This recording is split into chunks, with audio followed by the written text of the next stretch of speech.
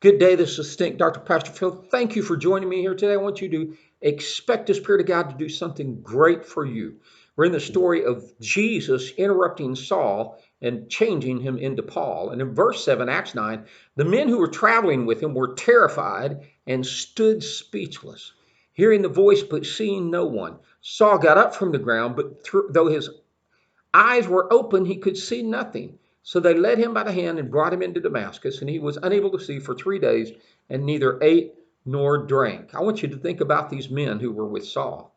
They were just as dramatically impacted by the light. They heard the voice and heard the words of Jesus talking to him. And then they took Saul and led him into Damascus.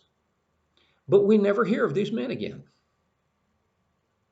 We hear of Saul again, who commits his life to become Paul, but we never hear of these men again. What happened?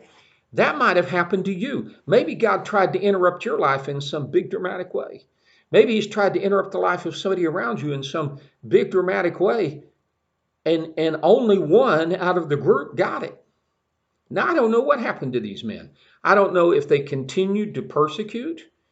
Maybe they did. I don't know if they hung around Saul until he turned to Paul and continued to be his friends. I don't know if they ran back to where they came from and said, we don't know what's going on there, but we're not doing this. We don't know what happened to these men.